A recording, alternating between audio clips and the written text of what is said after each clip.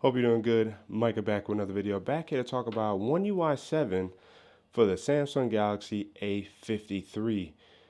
Almost a surprise that a phone 3 years old would have gotten the update in the first place, but that's a good sign for Samsung and for us who use Samsung products because that shows Samsung does support older devices longer than we thought. We know that around the S22, specifically around the S24, is when they started guaranteeing longevity in terms of 6 and 7 years worth of updates. And so the fact that this mid-range device, the A53, is rocking One UI 7 is a great sign. Now, I've been using One UI 7 on this device for about, 2 weeks now? 3 weeks, maybe, at the latest. And I wanted to bring my thoughts in terms of how this update has been on this older hardware and to really talk about whether or not it's a good idea for Samsung to be really releasing these type of updates for older devices. Now, of course, you might be thinking, well, what in the world do you mean by that? We want to benefit from these features with these larger software updates, these yearly software updates. However, if it brings problems to the phone in terms of being able to use it stably, right, or to use it consistently with little to no issues, that's where you start realizing whether or not it's a good idea to drop these mega updates for older software.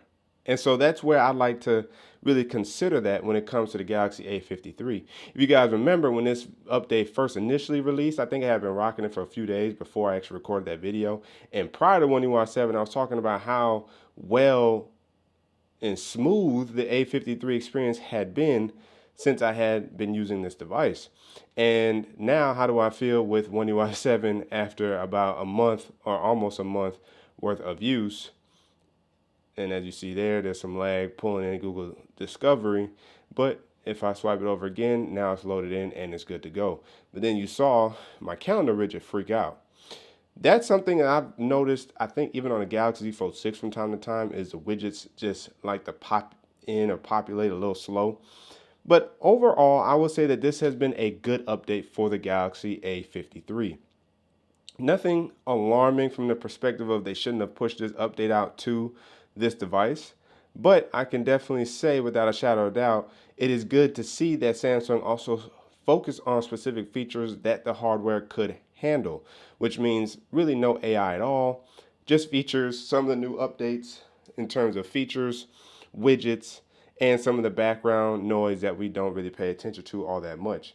So it's good to see that they thought that through when releasing this update to the Galaxy A53, and I'm hoping that that continues down the road when it comes to any other updates that may hit the Galaxy A53 and other budget devices, other mid-range devices that may be older or in general. What else can I say about the experience? Well, I can also say that I have also had a bit more issues with the One UI 7, and that's really lag. And this is where I don't know if it's the processor or the RAM. Keep in mind, this device has about 6 gigs of RAM, so it's not a lot of RAM. So when you consider a lot of those background processes, when you consider the apps that you want to use, you're talking about a lot that the phone is trying to keep in the background while chugging along, processing so many different demands, whether it's social media apps, whether it's just simply scrolling through the device, opening and closing apps. And so if I show you guys real quick, let's say I jump into YouTube and then I swipe over and then I swipe over again and then I swipe over again and then I swipe over again. Now it's just logging those two in. But see, now it's kind of lagging a little bit when it comes to my Google Wallet. And then it shuts down. Just swipe. You see how just it freaked out just like that? Those are the issues that I've been having with One UI 7 when it comes to recent apps, when it comes to switching between apps, watching apps almost reload in real time when I literally was just in the app 2 seconds ago. That's the problem I've been having when it comes to One UI 7 and this device.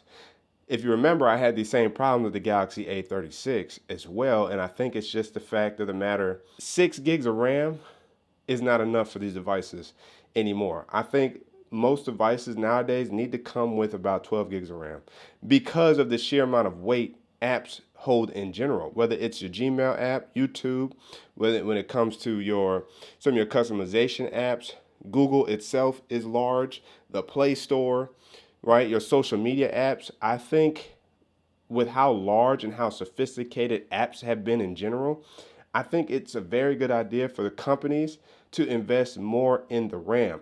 Now, of course, if you pivot that over to Apple side, you don't really see devices having too many problems when it comes to Apple and their sheer lack of RAM, right? A lot of their devices are barely running 6 gigs of RAM, and they don't seem to have similar problems. But Apple does run a bit lighter than Android. And so that's why Android is typically rocking more RAM than Apple a lot of times.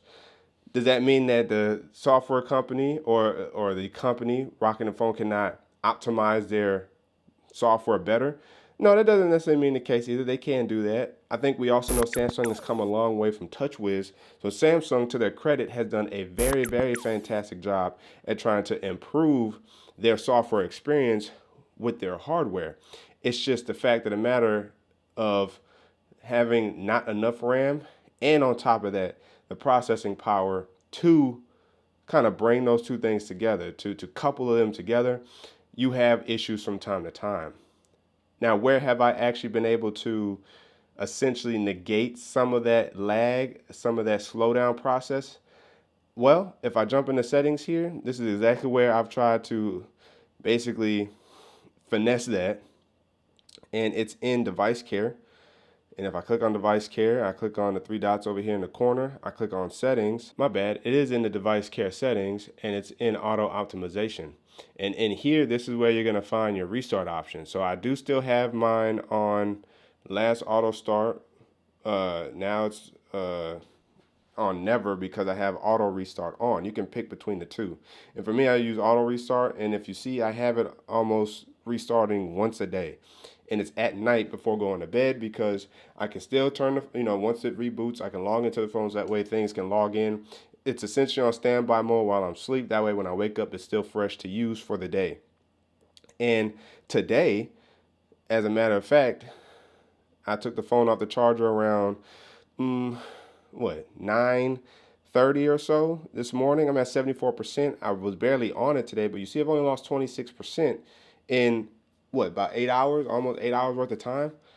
That's from the restart, and that's from not using the phone that much. Now, I do realize that using the camera will definitely drain this a whole lot faster. I tried to use the camera barely yesterday, and I barely used the phone yesterday, and my phone died in the span of like 6-7 hours, like from 100% to zero. Those type of freak incidences will take place when it comes to your device, but from a optimization standpoint, restarting your phone on a regular with an older device running newer software is probably a good idea to do, so that way you can maintain using your device with no issues. Using the widgets are fine as well, and I think again, having that restart, that reboot period on a regular basis keeps the phone fresh. And that brings me to battery life. As I explained earlier, battery life yesterday freaked out on me, died within like 7 hours. Today, I've only lost 26%. Again, weird, but nonetheless, I'm happy that because the phone died on me, I didn't have to restart it. But that restart, that reboot did refresh the phone, and I haven't had really too many issues operating the device. Sometimes I'm running YouTube in the background, maybe make sure I have the volume down. Maybe I click on Kind of Funny, they're streaming right now. I swipe up. Let's see, I try to bring another app up like Good Lock. I bring Good Lock up, and then maybe I want to swipe over. Okay, everything seems like it's working right now. Let's say I click this, I open it up. So this is also proving to me that that reboot process is going to work well with this device, because usually what can happen is while YouTube is in picture-in-picture mode or PIP mode, and you're finagling through apps, it will start to lag. It will start to slow down. You'll start to hear your audio kind of dip in and dip out because it's like struggling to handle those simple tasks. And so that's why I feel very confident in recommending a daily reboot for your device if you have an older device and you also have newer software. Now, I would say even if you have older software, a daily reboot will work because this is a 3-year-old phone, so it probably needs that refresh, especially when it comes to apps that could sometimes just get stuck in RAM. maybe the RAM doesn't properly clear out certain apps. And so certain processes in the background may be draining the battery or causing lag, and that reboot will most certainly cover that for you. And so that's why I could say doing a nice reboot will help your battery life, help your daily use of the device, and keep your device feeling fresh when you pick up to use it. And that's what I kind of have to do with the A53 right now until I'm back in that flagship territory. And so I think overall, like I said, One UI 7 is still a good update for the Galaxy A53, but the hardware is now showing its how long in the tooth it is when it comes to having that more sophisticated, more complicated update, the refreshing of the visuals, the overhauling of settings, and the whole 9 yards. It's having to process a little bit harder, and I'm noticing it. Not necessarily a bad thing because there is a workaround, but just keep that in mind when using One UI 7 on your older devices. With that in mind, are you using One UI 7? What device are you rocking when it comes to your daily driver? The comment section is open for discussion. Again, as always, if you guys haven't already, make sure to hit the like button, subscribe to the channel, the notification bell. It's all free. That way you never miss my videos, so you and I can sit back, check, see what's cracking. And don't forget to hit that super things button down there by the like and dislike button, Cash App, and PayPal, and check the channel out for all the videos available to you. That's where to keep tech fresh and alive on this channel. So, Micah signing out until the next video. Wait for it.